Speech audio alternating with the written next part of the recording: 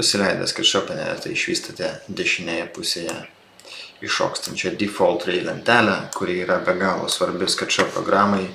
Yra viena pagrindinių įrankių juostų, iš tikrųjų. Ir šiandien trumpai pristatysiu jos reikšmę, jos funkcijas ir apskritai kaip ją galima būtų modifikuoti ir kitaip ją valdyti. Taigi, turime štai tokią lentelę, default ray, ją galime išsijungti kol kas ir lygiai taip pat susirasti ją čia tarp skilties window ir mes galime pasirinkti arba show tray arba rename tray. Tai šiuo atveju, kadangi mes esame įsijungėme į atgal.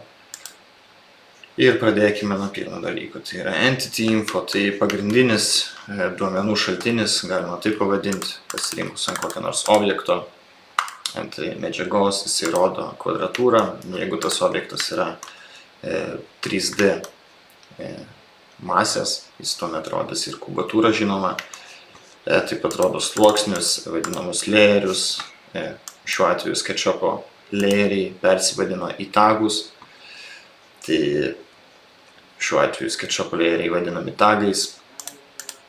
Tai kad patikrinti, ar tas dalykas veikia, mes galime priskirti ją, sukurti tagaą ir priskirti čia moterį tagui. Štai taip. Na ir pasižiūrime. Išjungia kitą, mes matome, kad rezultatas keičiasi, viskas veikia. Štai taip yra. Štai toks yra pagrindinis informacinis langas.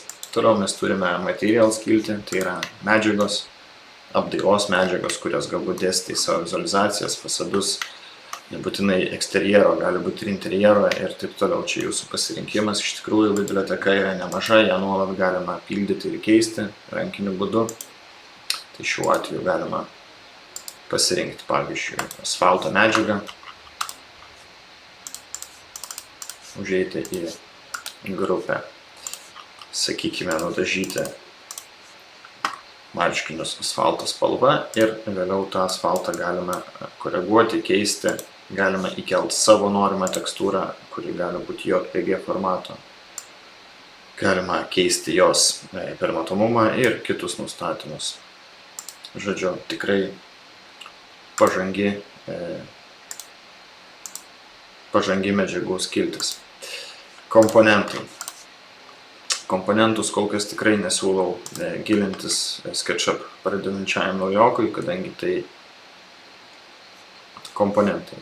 Tai komponentai yra tarsi tokia biblioteka, iš kur galite parsisiųsti savo norimus baldus, kažkokius tai įrenginius ir taip toliau. Tai kaip šiuo atveju matote, yra header, galime pamėginti įtempti headerį. Draugė Laura. Štai taip veikia komponentų biblioteka, jinai yra surišta su 3D Warehouse, kurį jūs galite lygiai taip pat pasiekti ir Large toolsete. Štai čia. Na ir keliaukime toliau. Turime stilius. Stiliai kol kas tikrai nėra pradedančiųjų dalykas, nemanau, kad jų iš vis verta kol kas naudoti, čia jau yra tokie, sakykime, meniniai dalykai, prezentaciniai, pateikiminiai, tad palikim šią skiltį kol kas vienišą. Na ir toliau vienas svarbiausių dalykų yra tagai, mano buvo paminėti layeriai, kurių būdu mes galime priskirti ir, kaip matome, kadangi šitas nėra tagintas, su juo ir negalime nieko daryti, tačiau sukurtas mūsų naujas, jisai pilnai veikia. Galime pabandyti iš tikrųjų header nuimti nuo tago ir pasižiūrėti, ar tuomet jinai dings ar nedings. Na štai, mes nuėmėm ją nuo tago ir galime ir matome, kad viskas puikiai veikia. Sekantis skiltis shadows, tai irgi tokia visai naudinga funkcija. Šiuo atveju išsikėliau tokį turiuką, kad pasižiūrėtume, kaip ta funkcija veikia. Ją įsijungti reikėtų paspaudus šį mygtuką. Kaip matote, atsiranda šešėlis. Štai taip visą tai veikia ir čia galime stumdytis įvairų dienos laiką, na, o čia metų laiką priklausomai nuo temperatūros, nuo sezoniškumo keičiasi ir saulės spindulių laipsniai. Štai taip galima keisti saulės intensyvumą, jeigu matote, kubas keičiasi. Ir taip toliau, tikrai vėlgi nemažai nustatymų. Scenos. Taip pat labai naudinga prezentacijai skirta skiltis, tai yra scenų gamyba.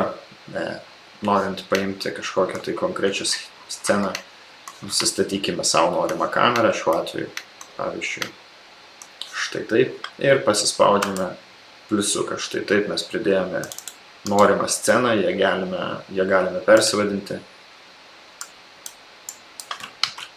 Scena su Laura. Štai taip, matome, ši scena su Laura atsirado čia. Na ir kokia yra scenos prasmė, bet kur pabėgę nuo savo projekto, pasispaudę ant sceną su Laura, visada sugrįšime atgal į savo išsaugotą sceną. Čia yra taip pat nemažai pasirinkimų, kaip mes norime vaizduoti toliau horizontų dalykus ir taip toliau. Tai čia vėlgi būtų tokie papildomi nustatymai. Čia būtų gidas, kuris galbūt jums kada nors pravers. Na ir čia yra vėl daugiau papildomų nustatymų, tokių kaip rūkas. Rūką galime vėlgi kontroliuoti, jo tankį, jo tolį, netgi jo spalvą. Ir dar viena iš tokių naujesnių funkcijų, kuri labai padeda modeliuoti dalykus iš nuotraukų, jeigu jūs neturite brėžinio ir jums reikia išsimodeliuoti 3D tūrį iš tiesiog nuotraukos. Bet tai išsimodeliuoti teisingai perspektyvai, tvarkingą lygiai gretų tūrį, tai ši funkcija jums tikrai padės. Šiuo atveju nesu įsikėlęs nuotraukos, tad man jos galimybių kaip ir netidaro. Tačiau tikrai tikiu, kad jūs išbandysit ir šią funkciją, bei paliksite savo atsiliepimų.